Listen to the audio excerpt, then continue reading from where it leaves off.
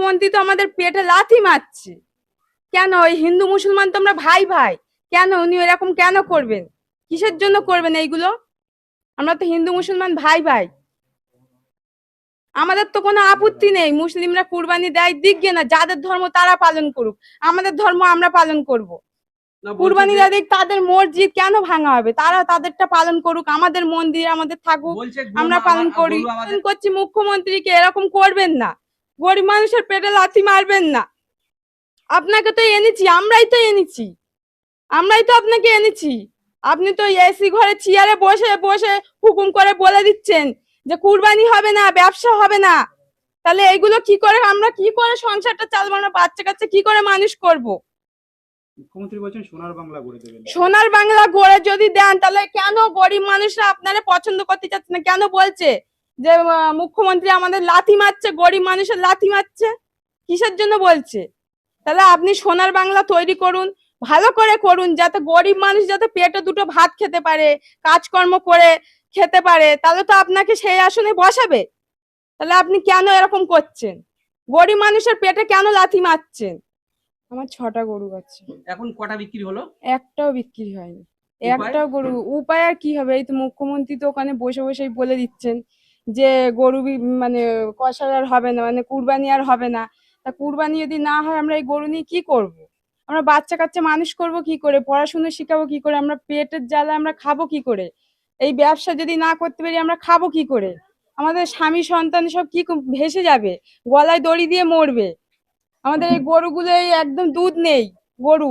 এই গরুর যদি দুধ না থাকে, আমরা এই গরু নিয়ে কি করব? এক একটা গরুর পিছনে প্রত্যেকদিন কেমন খরচ হয়? এক একটা গরুর পিছনে পার ডে 500-600 টাকা করে খরচা হয়। আচ্ছা, বলছে যে আপনারা দুধ বিক্রি করুন, দুধ বিক্রি করে আয় করুন, করে সংসার চালান, এটা কি সম্ভব? তো দুধ বিক্রি করা সম্ভব না। একটা গরুর যদি আমি আনি, যদি দুধ হয়তো আমার 3 মাস 4 মাস থাকলো, সেই গরুটা হয়তো আর দোয়াই করতে পারবো না। সেই গরুটা আমরা কি করব? সেই গরুটা আমরা খাটালে রেখে কি করতে পারি? ও গরু তো রেখে কোনো আমরা মূল্য পাবো না। তা আমরা যে দুটো গরু যে এনে দুধ দোবাই করব, আবার যে ব্যবসা কারবার করব, তা তো হবে না। ও গরু এনে কিচ্ছু হবে না। হয়তো 3 মাস 4 মাস দুধ হলো, এবার বসিয়ে কে খাবে? আমাদের নিজেদের পেট চালাবো না গরুর খাওয়াবো? অতদিন বসিয়ে রাখবো কি করে? আপনার কি বাজারে কোনো দেনা আছে? দেনা রয়েছে, আমার 4-5 লাখ টাকা দেনা রয়েছে। আমাদের সব দেনা, সব সুদ লোন করে আমাদের সব গরু তোলা। আমাদের নিজেদের কোনো ইয়ে নেই। আমাদের যা এই এতদিন কষ্ট করে, এই গরুর ব্যবসা কত কষ্ট, আমরা রাত দিন খেটে এ করে আমরা খুব কষ্ট করে আমরা এই ব্যবসা বজায় করেছি। এতদিন আমরা এত কষ্ট করে এই ব্যবসা দাঁড় করেছি। এখন যদি আমাদের এতে কিচ্ছু না পাই, মূল্য যদি কিচ্ছু না পাই, তাহলে আমরা এই ব্যবসা করে আমরা তো একদম পথের জলে ভাসবো, আমরা তো না খেয়ে মরবো। মুখ্যমন্ত্রী তো আমাদের পেটে লাথি মারছে। কেন ওই হিন্দু মুসলমান তো আমরা ভাই ভাই, কেন উনি এরকম কেন করবেন? কিসের জন্য করবেন এইগুলো? আমরা তো হিন্দু মুসলমান ভাই ভাই, আমাদের তো কোনো আপত্তি নেই। মুসলিমরা কুরবানি দেয় দিক গে না, যাদের ধর্ম তারা পালন করুক, আমাদের ধর্ম আমরা পালন করব।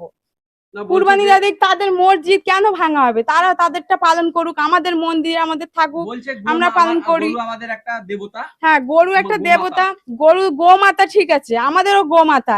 তাহলে এইটা তো আমাদের ব্যবসা, আমাদের ব্যবসা করে খেতে হবে, ব্যবসা করে খেতে হবে তো এই গরুটা। অনেকে বলছে ভগবানকে নিয়ে ব্যবসা করবে, এটাও বলতে চাইছে। ভগবান? তাহলে তো সব দোকানে যারা এইসব ব্যবসা করছে, কাটাইয়ের ব্যবসা করছে, তাহলে তো কোনো ব্যবসাদার একটা মুরগি কাটতে পারবে না, একটা হাঁস কাটতে পারবে না, একটা ছাগল কাটতে পারবে না। তাহলে তো সব ব্যবসাদার বন্ধ হয়ে পেটের জ্বালায় তো তারা সব না খেতে পেয়ে গলায় দড়ি দিয়ে মরবে। তাহলে তাহলে তো সব ব্যবসা বন্ধ হয়ে যাবে। 14 বছর পর্যন্ত গোমাতাকে রক্ষা করতে বলছেন। আচ্ছা, এই যে বলছে যে 14 বছর অবধি যে গোমাতাকে আপনারা রাখতে পারবেন, এরপরে আপনারা 14 বছর পরে কুরবানি দিতে পারবেন, তখন দোষ হবে না? 14 বছর পরে যে কুরবানিটা, তখন দোষ হবে না? এখন দোষ হবে? তাহলে 14 বছর বয়স কত বড় গরুটা হতে পারে? তাহলে ওইটুকুনি গরু যদি কুরবানি দেওয়া যায়, তাহলে এখন কুরবানিটা কেন দেওয়া যাবে না? কিসের জন্য কুরবানিটা দেওয়া যাবে না? 14 বছর পর্যন্ত কি গরু বাঁচে? আর আনুমানিক 14 বছর মানুষের গ্যারান্টি দেওয়া যায় না, তাই একটা 14 বছর একটা গরুর কি করে আমরা গ্যারান্টিটা দিতে পারি? অ্যাকচুয়ালি এই আইনটা ছিল আগেকার সময়, সেই 50 সালে তৈরি করা। ওই 1950 সালে এই নিয়মটা পালন করেছে ওনারা, মানে সে তো আমরা জানি না, আমরা তো এসব কিচ্ছু জানি না। আমরা তো শুনিও নি, আমরা টিএমসি আমলে সিপিএম এর আমলে আমরা তো এসব কিচ্ছু দেখিনি। কিন্তু এখন বিজেপি যেই উঠেছে, তখন এখন এইসব দেখা যাচ্ছে। মসজিদ ভাঙা হচ্ছে, ব্যবসাদারদের পেটে লাথি মারছে, তারা খেতে পারবে না, বসতে পারবে না। চতুর্ধারের সব বেটা ছেলে, স্বামী স্ত্রীরা সব চিন্তায় মাথা ভেঙে যাচ্ছে যে কি করে খাবে, তাদের বাচ্চা কাচ্চা কি করে মানুষ করবে। আমি এইটুকুনি আবেদন করছি মুখ্যমন্ত্রীকে, এরকম করবেন না, গরিব মানুষের পেটে লাথি মারবেন না। আপনাকে তো এনেছি, আমরাই তো এনেছি, আমরাই তো আপনাকে এনেছি। আপনি তো এসি ঘরে চেয়ারে বসে বসে হুকুম করে বলে দিচ্ছেন যে কুরবানি হবে না, ব্যবসা হবে না। তাহলে এইগুলো কি করে, আমরা কি করে সংসারটা চালাবো, না বাচ্চা কাচ্চা কি করে মানুষ করব। মুখ্যমন্ত্রী বলছেন সোনার বাংলা গড়ে দেবেন। সোনার বাংলা গড়ে যদি দেন, তাহলে কেন গরিব মানুষরা আপনারা পছন্দ করতে চাচ্ছে না? কেন বলছে যে মুখ্যমন্ত্রী আমাদের লাথি মারছে, গরিব মানুষের লাথি মারছে? কিসের জন্য বলছে? তাহলে আপনি সোনার বাংলা তৈরি করুন, ভালো করে করুন, যাতে গরিব মানুষ যাতে পেটে দুটো ভাত খেতে পারে, কাজকর্ম করে খেতে পারে। তাহলে তো আপনাকে সেই আসনে বসাবে। তাহলে আপনি কেন এরকম করছেন? গরিব মানুষের পেটে কেন লাথি মারছেন? অনেকে বলছে যে এই ব্যবসাটাকে আরো বড় লেভেলের ব্যবসা বা লাইসেন্স করে যারা বিক্রি করে তারা বিদেশে এক্সপোর্ট করতে পারবে, সেই জন্য মুখ্যমন্ত্রী এটা প্ল্যান মাফিক করছে। এটা কি আপনি কি বলতে চাইছেন? এটাকে কি বলবো, আমরা তো আর বিদেশে যেতে পারবো না। আমাদের তো অনেক টাকা পয়সা নেই যে আমাদের কোটি কোটি টাকা আছে যে আমরা বিদেশে গিয়ে কারবার করব, কি কাউকে দেবো যে দিয়ে আমরা ঘরে বসে বসে ব্যবসা করব। আমাদের কোটি টাকা না, আমরা খুব কষ্ট করে গায়ের রক্ত ঘাম করে আমরা এই ব্যবসা দাঁড় করিয়েছি।